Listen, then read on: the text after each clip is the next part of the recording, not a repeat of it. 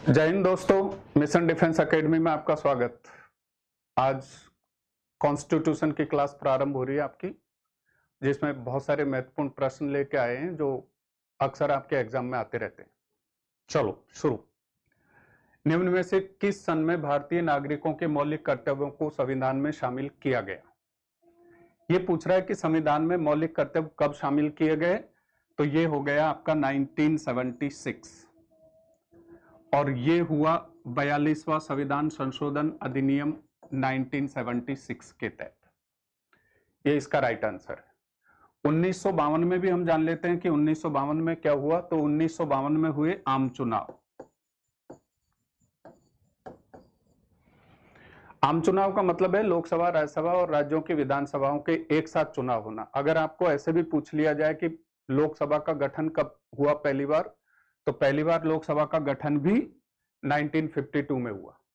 78 में क्या हुआ कि 78 में 44वां संविधान संशोधन अधिनियम 1978, जिसके तहत संपत्ति के अधिकार को मूल अधिकारों से पृथक कर दिया गया। संपत्ति के अधिकार को मूल अधिकारों से पृथक कर दिया गया, यानी अब संपत्ति का मूल अधिकार नहीं रहा 44वें संविधान संशोधन के तहत। 85 में दोस्तों क्या हुआ कि दल बदल कानून बनाया गया, जिसके तहत दल बदलने पर अब प्रतिबंध लगा दिया गया, और यह संविधान संशोधन हुआ 52वां संविधान संशोधन अधिनियम 1985। अब देखो, इसके साथ आपके 3 क्वेश्चन और एक्स्ट्रा तैयार हो गए।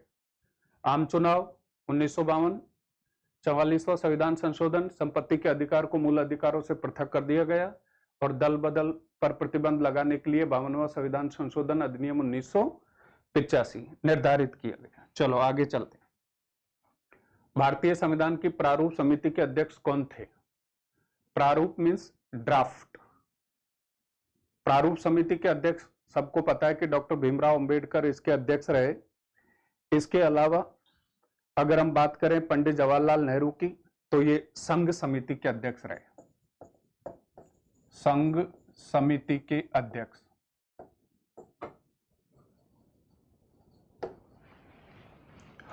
डॉक्टर राजेंद्र प्रसाद शर्मा की अगर हम बात करें तो ये संचालन समिति के अध्यक्ष रहे।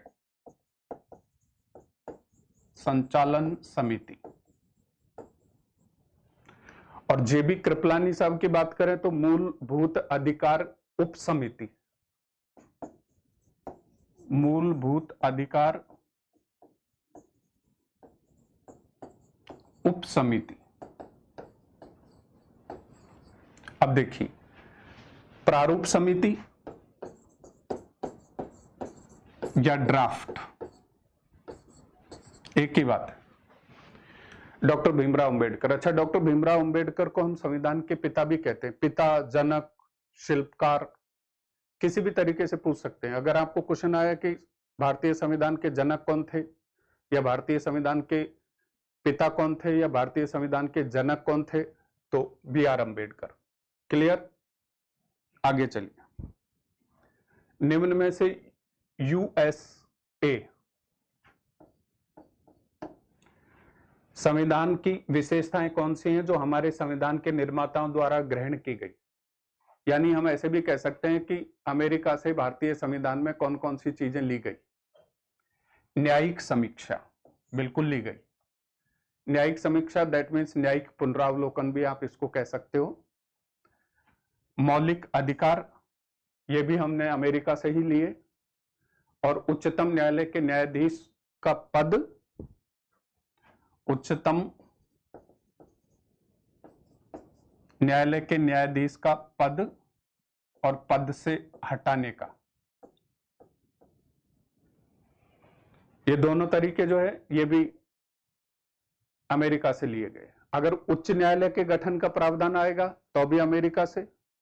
उच्चतम या सर्वोच्च न्यायालय के न्यायाधीशों को हटाना और उनकी नियुक्ति करना, या उच्चतम न्यायालय का गठन, तो वो भी अमेरिका से। तो उपयुक्त सभी, इसमें ये आंसर राइट होगा। नेक्स्ट, निम्न में से किस स्थिति में बंदी प्रत्यक्षीकरण रिट जारी की जाती है? यह होगा दोष पुलिस नजरबंदी। जब भी कोई व्यक्ति जुर्म करता है या जब भी कोई व्यक्ति अपराध करता है या अपराध का शक होता है तो दोषी को गिरफ्तार किया जाता है और 24 घंटे के अंदर अंदर उसको न्यायालय के सामने पेश किया जाता है।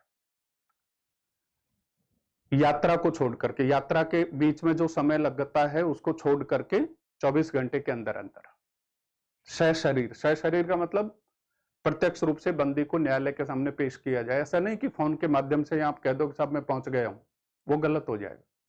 तो ये हो गया दोष पुलिस नजरबंदी, इसका ये ठीक है। राज्यपाल को कौन शपथ दिलाता है? अच्छा, राज्यपाल को जो शपथ दिलाएगा वो उच्च न्यायालय का मुख्य न्यायाधीश दिलाएगा। अक्सर होता क्या है कि जिन पदों पर राष्ट्रपति जिन पदाधिकारियों की नियुक्ति करता है उन सबको राष्ट्रपति भी शपथ दिलाता है। जैसे प्रधानमंत्री हो गया, महान्यायवादी हो गया, नियंत्रक महालेखा परीक्षक हो गया, सर्वोच्च न्यायालय का मुख्य न्यायाधीश हो गया, इन सब की नियुक्ति राष्ट्रपति करता है। राज्यपाल की नियुक्ति भी राष्ट्रपति करता है और उच्च न्यायालय के मुख्य न्यायाधीश की नियुक्ति भी राष्ट्रपति करता है। लेकिन राज्यपाल की नियुक्ति करेगा तो राष्ट्रपति, शपथ कौन दिलाएगा? उच्च न्यायालय का मुख्य न्यायाधीश। उच्च न्यायालय के मुख्य न्यायाधीश की नियुक्ति राष्ट्रपति करेगा लेकिन इसको शपथ दिलाएगा राज्यपाल। दो ही ऐसे पद हैं जिनकी नियुक्ति राष्ट्रपति करता है लेकिन शपथ कोई और दिलाता है। ऐसा इसलिए है कि देश में बहुत सारे उच्च न्यायालय और बहुत सारे उच्च न्यायालयों में बहुत सारे मुख्य न्यायाधीश, ऐसे ही बहुत सारे राज्यों में, अलग अलग राज्यों में एक राज्यपाल भी होता है। तो बहुसंख्यक पद होने के कारण उच्च न्यायालय के मुख्य न्यायाधीश की नियुक्ति राष्ट्रपति करेगा लेकिन शपथ राज्यपाल दिलाएगा। राज्यपाल की नियुक्ति राष्ट्रपति करेगा लेकिन शपथ उच्च न्यायालय का मुख्य न्यायाधीश दिलाएगा। मुख्यमंत्री की बात आई तो मुख्यमंत्री को राज्यपाल शपथ दिलाएगा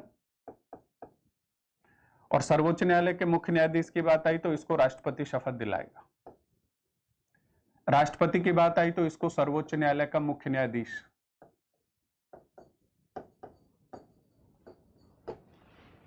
ये शपथ दिलाएंगे।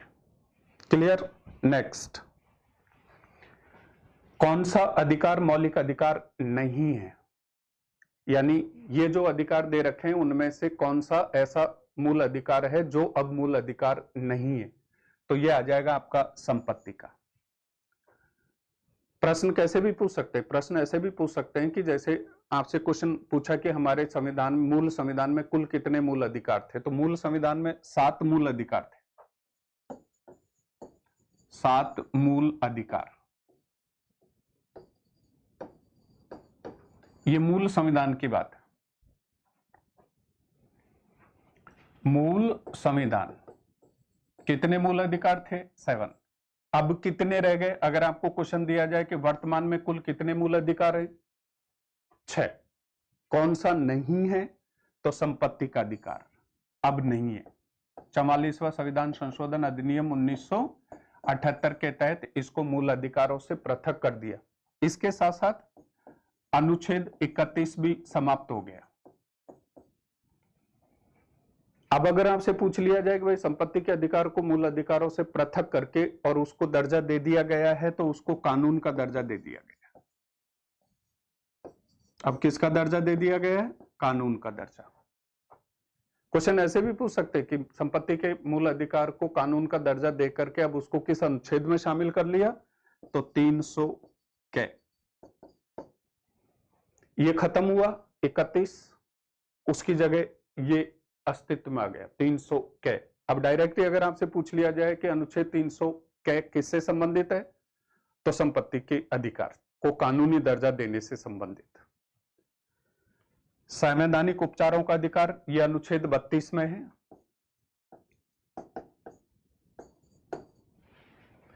यह संवैधानिक उपचारों का अधिकार को डॉक्टर भीमराव अंबेडकर ने संविधान की आत्मा और हृदय कहा है। अच्छा, एक चीज और ध्यान रखेंगे, काफी बार हम कंफ्यूज हो जाते हैं। बहुत बार ऐसा होता है कि प्रश्न पूछ लिया जाता है कि संविधान की आत्मा को क्या कहा जाता है या संविधान की आत्मा किसे कहा जाता है? तो प्रस्तावना। अगर स्पेशली बात आए डॉक्टर भीमराव अंबेडकर की कि भाई डॉक्टर भीमराव अंबेडकर ने किसको संविधान की आत्मा और हृदय कहा है, संविधान का संवैधानिक उपचारों का अधिकार, भाषण और अभिव्यक्ति की स्वतंत्रता, इसका प्रावधान अनुच्छेद 19 में। अनुच्छेद 19 में 6 प्रकार की स्वतंत्रताएं। नेक्स्ट, मूलभूत अधिकारों की सूची में निम्न में से किस संविधान संशोधन के द्वारा संपत्ति के अधिकार को हटा दिया गया है? मूलभूत अधिकार, या आप ऐसा भी कह सकते हो कि मूल अधिकारों की सूची में से, ये हो जाएगा आपका मूल अधिकारों की सूची।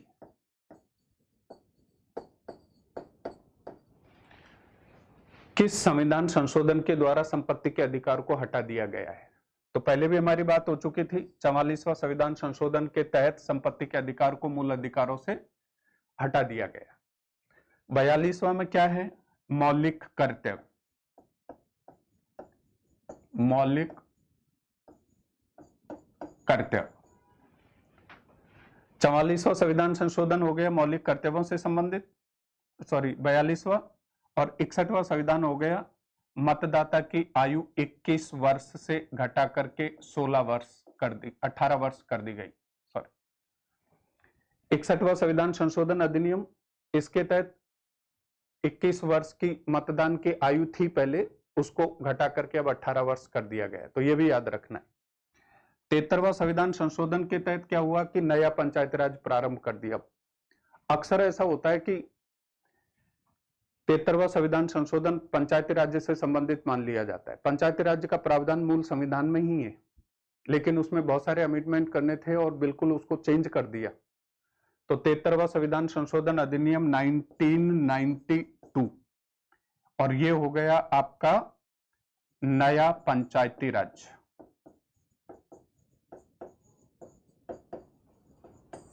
अच्छा, नया पंचायती राज प्रारंभ हुआ 1992 73वां संविधान संशोधन के तहत। हालांकि पहली बार जब पंचायती राज प्रारंभ किया तो 1959 में प्रारंभ किया गया, 2 अक्टूबर 1959 नागौर। नेक्स्ट, मौलिक अधिकारों में किसको निवारक नजरबंदी अधिनियम द्वारा नियंत्रित किया गया है? तो यह आ जाएगा आपका धर्म का अधिकार, संवैधानिक उपचारों का अधिकार, स्वतंत्रता का अधिकार और समानता का अधिकार। तो इन चारों में से आपका कौन सा ठीक है, इस पर हमको बात करनी है। मौलिक अधिकारों में से किसको निवारक नजरबंदी अधिनियम द्वारा नियंत्रित किया जाता है? तो यह हो गया आपका स्वतंत्रता का अधिकार, अनुच्छेद 22।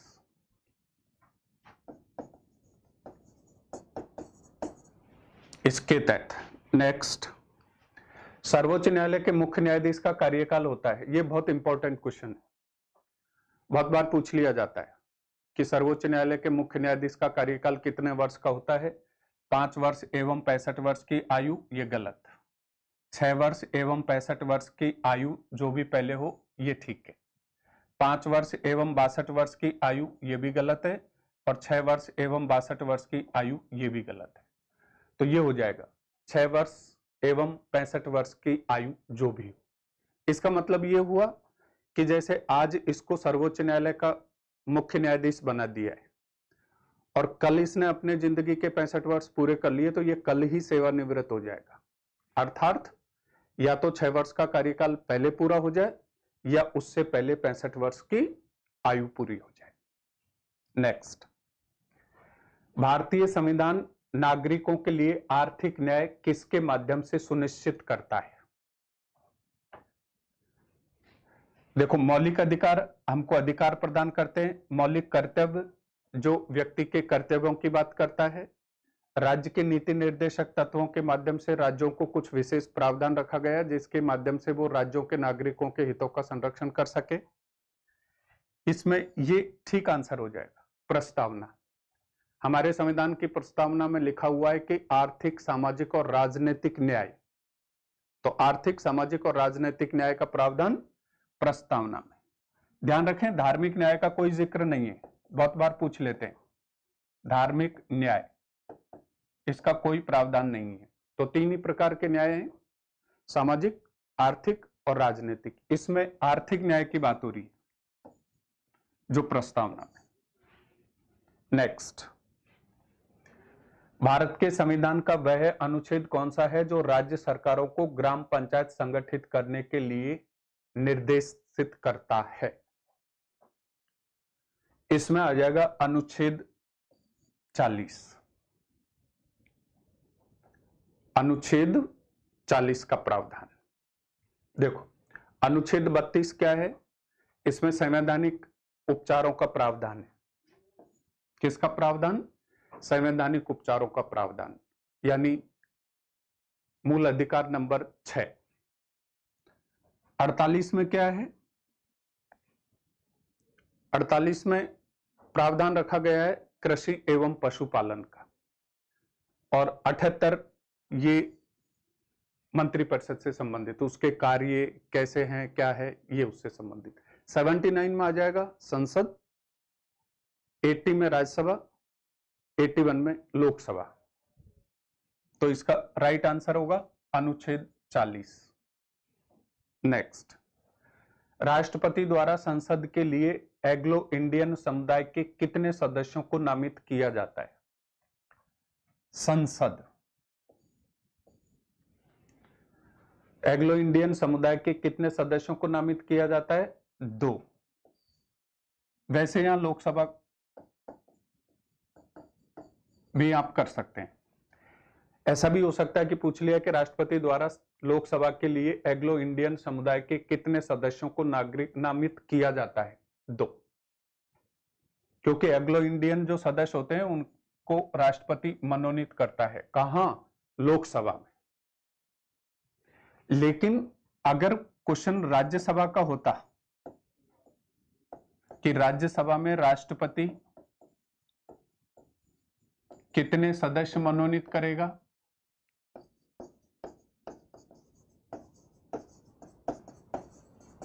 तो स्वाभाविक है कि 12।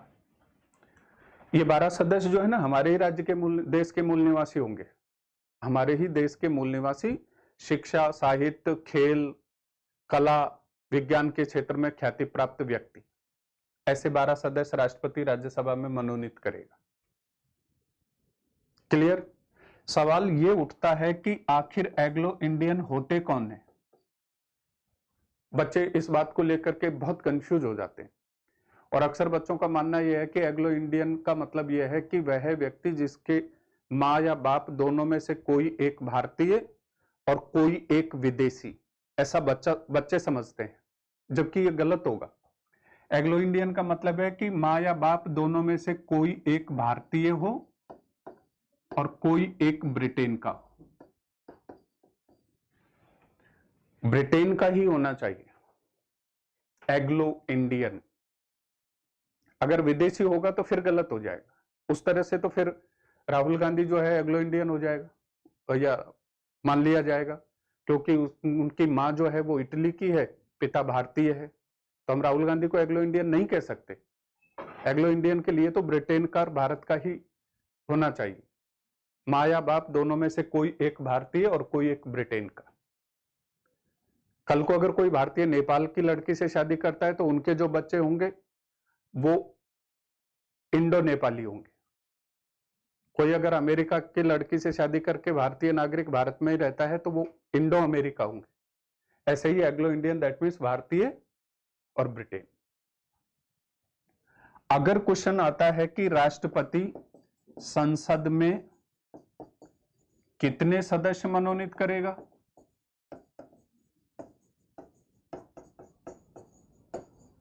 यहां ध्यान से देखिए, संसद में कितने सदस्य मनोनीत करेगा, तब फिर 14 आ जाएंगे। संसद that means Lok Sabha plus Rajya Sabha. अब लोकसभा में कितने? 2 एंग्लो इंडियन, और राज्यसभा में कितने? 12। टोटल संसद 14।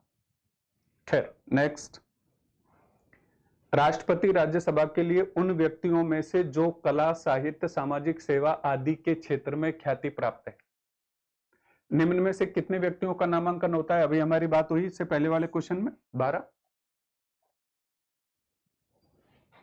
राष्ट्रपति 12 सदस्य अपनी मर्जी से राज्यसभा में मनोनीत करेगा, लेकिन कला, साहित्य, सामाजिक सेवा और विज्ञान के क्षेत्र में ख्याति प्राप्त व्यक्ति, खेल में भी आ जाएगा, जैसे सचिन तेंदुलकर था राज्यसभा के लिए, उनको मनोनीत किया गया। एकल हस्तांतरणीय मतदान पद्धति में हर मतदाता व्यक्त कर सकता है भरे जाने वाले पदों से एक कम उतने विकल्प जितने चुनाव में प्रत्याशी हैं। केवल 2 विकल्प, मान लो बहुत सारे कैंडिडेट खड़े हुए तो 2 ही का विकल्प गलत हो जाएगा, केवल एक ही विकल्प वो भी गलत हो जाएगा। जितने कैंडिडेट चुनाव में खड़े हुए हैं उतने मतदान पद्धति में हर मतदाता व्यक्त कर सकता है, तो उतने विकल्प जितने चुनाव में मेन प्रत्याशी हैं। भारत के राष्ट्रपति के पद को भरने के लिए निर्वाचन का आयोजन निम्न में से कौन करता है? अगर राष्ट्रपति का चुनाव होना है तो निर्वाचन का आयोजन किसके द्वारा होगा? भारत का निर्वाचन आयोग के द्वारा। एक और बात याद रखें कि जितने भी चुनाव होंगे सब मुख्य निर्वाचन आयोग के नेतृत्व में होंगे। हर राज्य में एक निर्वाचन आयोग होता है जिसको हम बोलते हैं राज्य निर्वाचन आयोग। ये भारत का निर्वाचन आयोग है। अगर किसी राज्य में चुनाव होने हैं तो भारत का मुख्य निर्वाचन आयोग राज्य के राज्य निर्वाचन आयोग को इस बात की सूचना देगा और वो फिर इलेक्शन होंगे। लेकिन मेनली सारे जो भी होंगे वो भारत के मुख्य निर्वाचन आयोग के द्वारा ही होंगे। तो राष्ट्रपति का चुनाव भी उसी के माध्यम से, चाहे उपराष्ट्रपति का चुनाव हो उसी के द्वारा होगा। कौन सी नियुक्ति भारत के राष्ट्रपति के अधिकार में नहीं है? देखो, भारत का मुख्य न्यायाधीश और अन्य न्यायाधीश नियुक्ति कौन करेगा? राष्ट्रपति।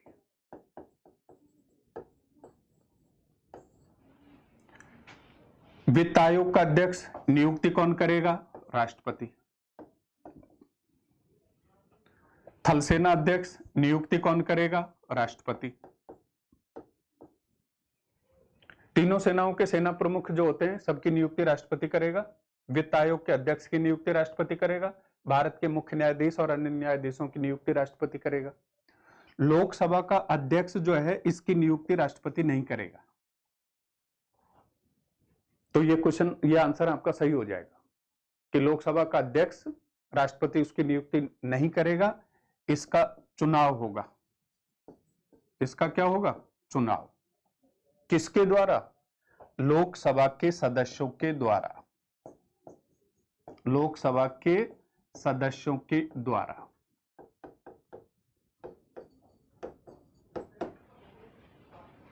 लोकसभा के अध्यक्ष का चुनाव होगा। तो इसमें यह आंसर ठीक हो जाएगा कि कौन सी नियुक्ति भारत के राष्ट्रपति के अधिकार में नहीं है? लोकसभा के अध्यक्ष की।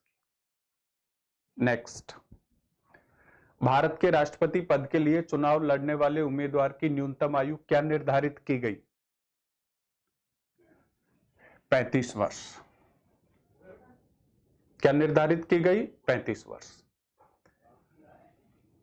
अधिकतम आयु का कोई प्रावधान नहीं है। अधिकतम आयु का कोई प्रावधान नहीं है। 100, 150, 200 साल भी अगर कोई जिंदा रह करके राष्ट्रपति का चुनाव लड़ना चाहे तो कोई रोक टोक नहीं है, लेकिन कम से कम कितनी होनी चाहिए? 35 वर्ष। भारत के राष्ट्रपति पद के लिए निर्धारित अधिकतम आयु सीमा, पहले वाले क्वेश्चन में क्या था? कम से कम उम्र कितनी होनी चाहिए राष्ट्रपति बनने के लिए? 35 वर्ष। यहां क्वेश्चन दे रहा है अधिकतम। बहुत बार कंफ्यूज करने के लिए पूछ लिया जाता है। तो अभी मैंने आपको बताया कि अधिकतम आयु का कोई प्रावधान है ही नहीं, तो इसमें यह आंसर ठीक हो जाएगा। कोई अधिकतम आयु सीमा निर्धारित नहीं है। नेक्स्ट, संसद के दोनों सदनों का संयुक्त सत्र या संयुक्त अधिवेशन कौन बुलाएगा? संयुक्त सत्र या संयुक्त अधिवेशन किसके द्वारा बुलाया जाएगा? राष्ट्रपति के द्वारा। अगर किसी मामले को लेकर के लोकसभा और राज्यसभा में विरोध उत्पन्न हो जाता है तो राष्ट्रपति संसद के दोनों सदनों को संयुक्त रूप से सत्र बुलाएगा, उनको संबोधित भी करेगा, अधिवेशन बुलाएगा, संबोधित करेगा, लेकिन उसकी अध्यक्षता कौन करेगा? यानी संयुक्त अधिवेशन की अध्यक्षता कौन करेगा? लोकसभा अध्यक्ष। तो राष्ट्रपति संयुक्त सत्र बुलाता है, राष्ट्रपति उस संयुक्त सत्र को संबोधित करेगा और संयुक्त अधिवेशन की अध्यक्षता की बात आएगी तो लोकसभा अध्यक्ष। क्लियर? नेक्स्ट, संविधान में कितने प्रकार के आपातकालों का प्रावधान है? देखो बच्चे, 3 प्रकार के आपातकाल का प्रावधान है। संविधान में कितने प्रकार के आपातकालों का प्रावधान है? 3। कौन कौन से? अनुच्छेद 352, अनुच्छेद 356 और अनुच्छेद 360। 3 प्रावधान हो गए। 352 किससे संबंधित? राष्ट्रीय आपात। 356 किससे संबंधित? राज्य में आपात।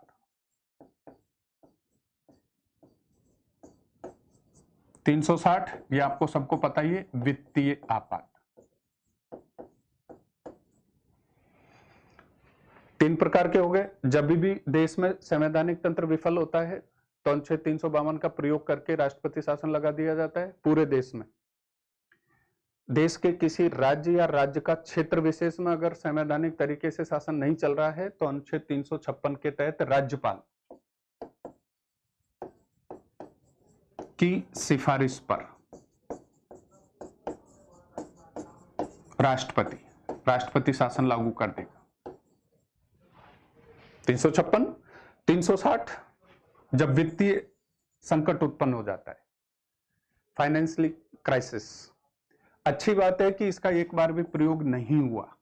अब देखो ध्यान से सुनना, प्रश्न किस तरह के आएंगे कि संविधान का वह है एकमात्र अनुच्छेद जिसका प्रयोग अभी तक हुआ ही नहीं है। 360 एकमात्र अनुच्छेद है जिसका प्रयोग अभी तक हुआ ही नहीं है, क्योंकि यह वित्तीय आपात से संबंधित है और वित्तीय आपात अभी तक लगा ही नहीं। अगर दूसरा क्वेश्चन इसी संदर्भ में पूछ लिया जाए तो ऐसे भी पूछ सकते हैं कि वह कौन सा अनुच्छेद है जिसका सबसे अधिक बार प्रयोग हुआ, तो फिर आपका 356 सबसे अधिक बार प्रयोग नहीं हुआ। क्लियर? अनुच्छेद 352 की अगर हम बात करें तो इसका 3 बार प्रयोग हुआ, 1962, 1971 और 1975। इसका 3 बार प्रयोग हुआ,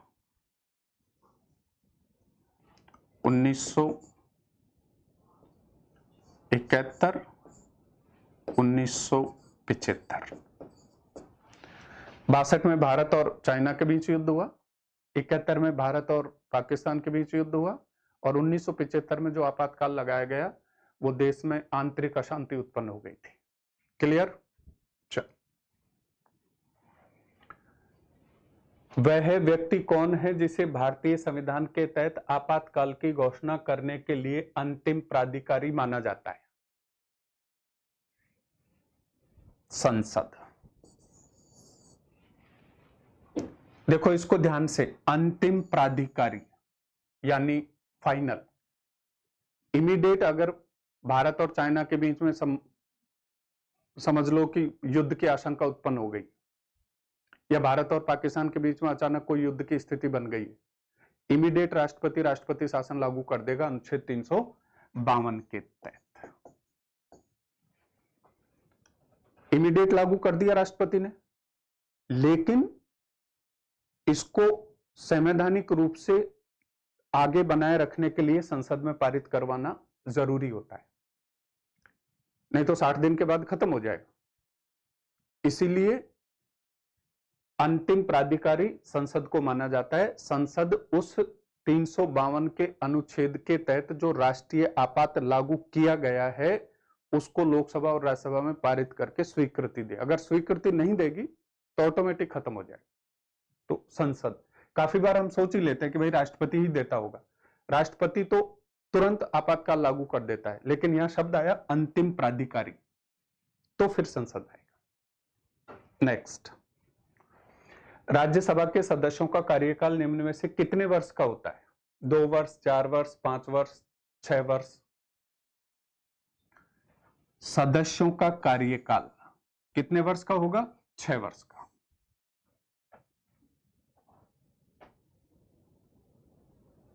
राज्यसभा का कोई कार्यकाल नहीं होगा, जबकि सदस्यों का कार्यकाल 6 वर्ष। इसमें प्रत्येक 1/3 सदस्य 2 वर्ष के अंतराल में 6 वर्ष का कार्यकाल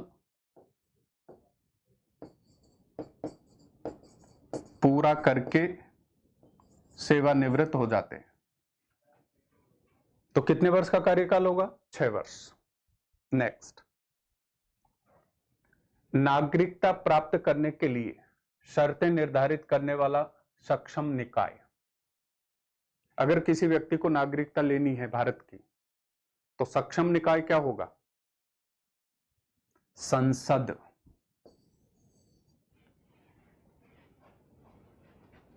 कौन सा? संसद। संसद और विधानसभाएं नहीं हो सकती, क्योंकि हमारे यहां पे एकल नागरिकता है। तो अगर नागरिकता का प्रावधान होगा तो उसका निर्धारण संसद के द्वारा होगा। तो इसमें ये राइट आंसर।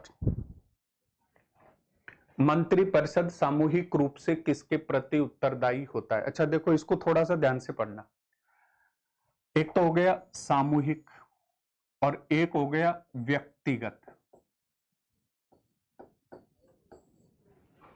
ये दोनों अलग अलग हैं। अगर क्वेश्चन आए कि मंत्रिपरिषद सामूहिक रूप से किसके प्रति उत्तरदायी होगा, तो लोकसभा के। आज अगर नरेंद्र मोदी जाकर के देश के राष्ट्रपति को अपना त्यागपत्र दे देता है और वो ये कहता है कि साहब आप लोकसभा भंग कर दीजिए, लोकसभा भंग हो गई, दैट मीन्स मंत्रिपरिषद अपने आप भंग हो गया। तो मंत्रिपरिषद सामूहिक रूप से किसके प्रति उत्तरदायी होगी? लोकसभा के प्रति। अगर व्यक्तिगत रूप से आएगा तो फिर राष्ट्रपति आ जाएगा।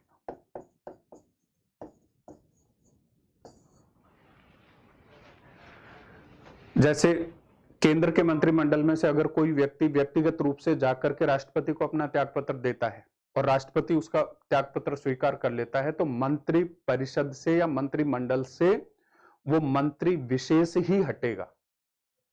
समझ गए बात? अगर मंत्री परिषद में से कोई व्यक्ति जाकर के अपना त्यागपत्र राष्ट्रपति को देता है और राष्ट्रपति उसका त्यागपत्र स्वीकार कर लेता है, तो मंत्री परिषद में वो व्यक्ति विशेष ही बाहर जाएगा, बाकी मंत्री परिषद पर कोई फर्क नहीं पड़ेगा। यहां सामूहिक रूप से अगर लोकसभा भंग कर दी तो पूरा का पूरा मंत्री परिषद अपने आप भंग हो जाएगा। तो सामूहिक रूप से किसके प्रति? लोकसभा के। व्यक्तिगत रूप से किसके प्रति? राष्ट्रपति। भारतीय संसद में लोक लेखा समिति का अध्यक्ष कौन होता है? विपक्षी दल का नेता। लोक लेखा समिति, और लोक लेखा समिति जो है इसमें 22 सदस्य होते हैं, 15 लोकसभा के और 7 राज्यसभा के। ये जो सदस्य होते हैं इनका जो अध्यक्ष होगा वो विपक्षी दल का होगा। आज की अगर हम बात करें कि जैसे आपसे कल ही पेपर हुआ और पूछ लिया कि भाई वर्तमान में भारतीय संसद में लोक लेखा समिति का अध्यक्ष कौन है, तो अधीर रंजन चौधरी। ये लोकसभा में विपक्ष का नेता है, कांग्रेस पार्टी का। नेक्स्ट, राष्ट्रपति को कितना वेतन मिलता है? राष्ट्रपति को कितना वेतन मिलता है? 5 लाख रुपए। आपने तो 1.5 लाख भी पढ़ा होगा। 1.5 लाख पहले मिलता था, इसीलिए पुरानी किताबों में अगर आपको देखने को मिलेगा तो 1.5 लाख ही मिलेगा। अब ये 1.5 लाख से बढ़ा करके 5 लाख कर दिया। उपराष्ट्रपति के वेतन की बात आएगी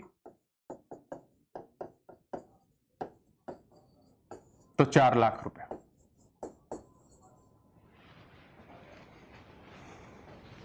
अगर सर्वोच्च न्यायालय के मुख्य न्यायाधीश के वेतन की बात आएगी तो 3.5 लाख रुपए। लोकसभा के अध्यक्ष की भी बात आएगी, लोकसभा का अध्यक्ष तब भी 4 लाख। देखो बात को ध्यान से सुनो, जो उपराष्ट्रपति है वो राज्यसभा का सभापति है, जो लोकसभा अध्यक्ष है वो लोकसभा का अध्यक्ष है, तो दोनों का पद इक्वल हुआ, सेम, तो दोनों की सैलरी भी सेम। पुराने किताबों में 1.25 लाख दे रखा है, जो अब बढ़ा करके 4 लाख कर दिया है। तो राष्ट्रपति का वेतन 5 लाख, पहले 1.5 लाख, उपराष्ट्रपति और लोकसभा अध्यक्ष का वेतन 4 लाख, पहले 1.25 लाख। नेक्स्ट, विभाजन विभीषिका दिवस कब मनाया जाता है? विभाजन विभीषिका दिवस कब मनाया जाएगा? देखो 15 अगस्त ये स्वतंत्रता दिवस, सब जानते हैं। 26 जनवरी ये गणतंत्र दिवस, 26 नवंबर संविधान दिवस,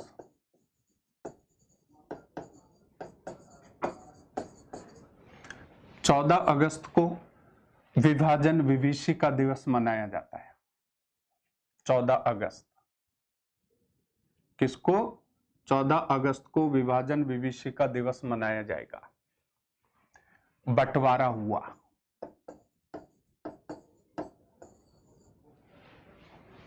पिछले साल प्रधानमंत्री नरेंद्र मोदी ने 14 अगस्त को विभाजन विभीषिका दिवस के रूप में मनाने का निर्णय लिया। भारतीय संसद के कामकाज में शून्यकाल होता है। अच्छा, 2 होते हैं, एक प्रश्नकाल होता है, एक शून्यकाल होता है। प्रश्नकाल में प्रश्न पूछते हैं और शून्यकाल में बिल्कुल एक तरह से आप लंच का समय मान लीजिए, सन्नाटा। तो प्रश्नकाल से पहले का समय तो ये ठीक नहीं है, सत्र का पहला ये भी ठीक नहीं है, प्रश्नकाल और अगली कार्यसूची के बीच के समय ये भी सही नहीं है। ये हो जाएगा आपका प्रश्नकाल से तुरंत बाद का समय, प्रश्नकाल से बाद का समय।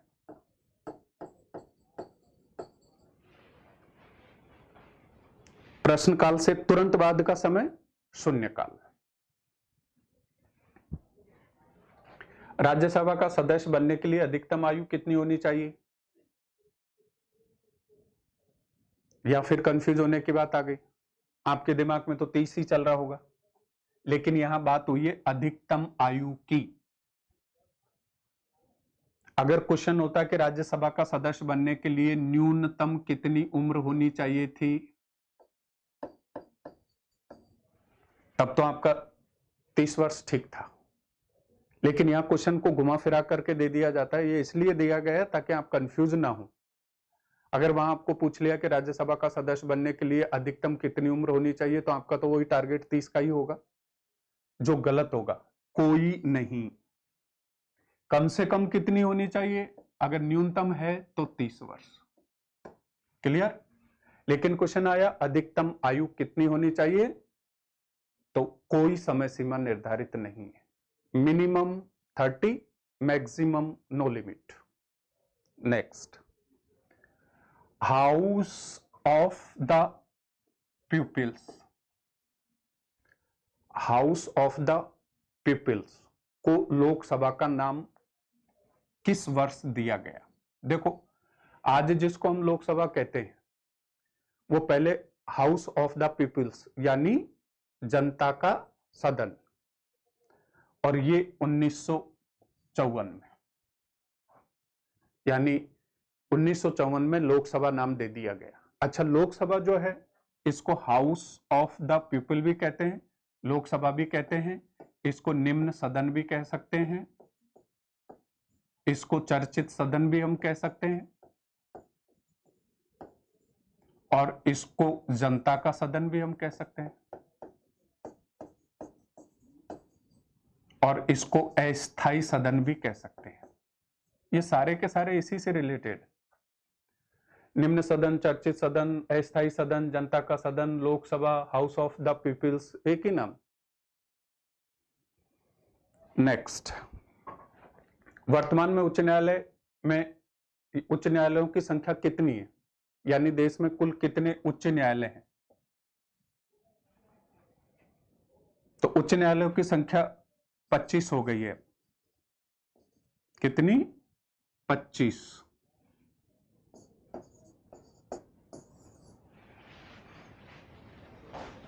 आंध्र प्रदेश जो है ना, उसमें एक जगह है अमरावती।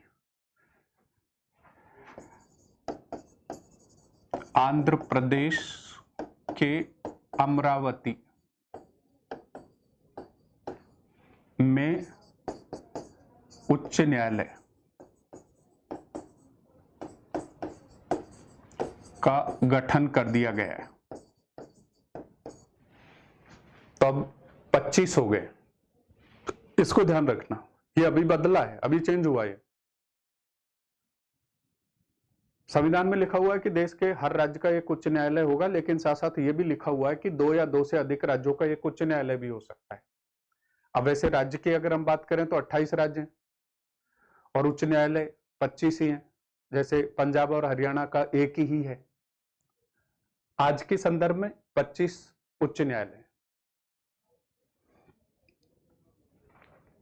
संसद और संविधान साधन नहीं है, संसद और संविधान साधन नहीं है विधिक न्याय के, राजनीतिक न्याय के, आर्थिक न्याय के और सामाजिक न्याय के। तो ये हो गया आपका विधिक न्याय। नेक्स्ट, लोकसभा आयोजित करने के लिए अपेक्षित गणपूर्ति यानी कोरम क्या है? 1/10। अच्छा, इसको थोड़ा सा ध्यान से सुनना। कोरम या गणपूर्ति, कोरम या गणपूर्ति का मतलब कम से कम सदस्य संख्या की सदन की कार्रवाई चले। वो कितने होने चाहिए? लोकसभा के कुल सदस्यों का 1/10। अब जैसे आज हमारे लोकसभा में सपोज 545 सदस्य हैं। अब लोकसभा में रोजाना की कार्यवाही चलने के लिए रोजाना कम से कम 55 सदस्य होने चाहिए, यानी इसका 1/10। अगर किसी दिन 54 सदस्य ही रह गए, अगर किसी दिन 54 सदस्य ही रह गए तो लोकसभा का अध्यक्ष ये कह करके कार्रवाई को स्थगित कर देगा कि आज एक सदस्य कम पड़ गया, दैट मीन्स गणपूर्ति नहीं है। अब गणपूर्ति की अगर हम बात करें तो देखो, जब भी गणपूर्ति आए आप इसको कहीं भी सेट कर सकते हो। अगर आपसे क्वेश्चन पूछा लोकसभा के बजाय राज्यसभा पूछ लिया होता है कि भाई राज्यसभा में गणपूर्ति के लिए कितने सदस्य, 1/10। लोकसभा में कितने, 1/10। राज्य की विधानसभा में गणपूर्ति के लिए 1/10। जैसे हम राजस्थान की बात करें, विधानसभा में 200 सदस्य हैं। अब विधानसभा की रोजाना की कार्यवाही चलने के लिए रोजाना 20 सदस्य होना जरूरी है। तो राज्यसभा हो, चाहे विधानसभा हो, चाहे विधान परिषद हो, चाहे लोकसभा हो, गणपूर्ति 1/10। वर्तमान में कितने केंद्र शासित प्रदेश हैं? अब देखो, ये भी बहुत कंफ्यूज करने वाला विषय है। मूल संविधान में 6 थे, फिर आगे चल के 7 हुए और 5 अगस्त 2019 को 9 हो गए। लेकिन अब 9 नहीं है, अब 8 हैं आज की तारीख। तो कितने केंद्र शासित प्रदेश हैं? 8। 2 केंद्र शासित प्रदेशों को एक कर दिया गया है। दादर नगर हवेली और दमन दीव दोनों को मिलाकर के एक कर दिया है और दमन इनकी राजधानी। तो अब कितने केंद्र शासित प्रदेश हो गए? 8। पहले कितने थे? 6 मूल संविधान में, उसके बाद 7 हो गए, उसके बाद 9 हो गए और एटलीस्ट आज की तारीख में 8 है। नेक्स्ट, राज्यसभा का कार्यकाल कितने वर्ष का होता है? यह भी बहुत कंफ्यूज करने वाला विषय है। बहुत सारे बच्चे अक्सर यहीं कंफ्यूज हो जाते हैं कि जब भी क्वेश्चन आता है कि भाई राज्यसभा का कार्यकाल कितने वर्ष का होता है, 6 साल देखे और टिक मार दिया और खुश हो गए कि भाई बहुत मजा आ गया, आसान पेपर था। आसान नहीं था, आपको बेवकूफ बना दिया, क्योंकि पूछा गया है कि राज्यसभा का कार्यकाल, कोई कार्यकाल नहीं है, क्योंकि राज्यसभा स्थायी सदन है। राज्यसभा स्थायी सदन है, भंग नहीं होता है। अगर सदस्यों का कार्यकाल पूछा होता तब तो हम 6 वर्ष लिख देते, तब तो हमको कोई परेशानी नहीं थी, क्योंकि सदस्यों का कार्यकाल पूछ रहा है। अब यहां क्वेश्चन को घुमा करके क्या कर दिया, राज्यसभा का कार्यकाल। तो राज्यसभा का कोई कार्यकाल नहीं है, क्योंकि राज्यसभा भंग नहीं होती है। क्लियर? अब देखो, संसदीय प्रकार की सरकार में वह बराबर वालों में पहला होता है। कौन? राष्ट्रपति। संसदीय प्रकार, देखो संसद, और संसद के कितने पार्ट होते हैं? 3। ये हो गया आपका लोकसभा, ये हो गया राज्यसभा, और ये हो गया राष्ट्रपति। तीनों को संयुक्त रूप से हम क्या कहेंगे? संसद। और उसके लिए जो कार्य होंगे वो संसदीय होंगे। तो राष्ट्रपति, राष्ट्रपति क्योंकि देश का पहला नागरिक भी होता है, प्रथम नागरिक, सीनियर सिटीजन, राष्ट्रपति। नेक्स्ट, संविधान की व्याख्या कौन करता है? संविधान की व्याख्या कौन करेगा? न्यायपालिका। कल को अगर आपको क्वेश्चन दे दिया कि भाई संविधान का अध्यक्ष कौन होगा या रखवाला कौन होगा, संविधान का रक्षक कौन होगा, तो कौन होगा? सर्वोच्च न्यायालय।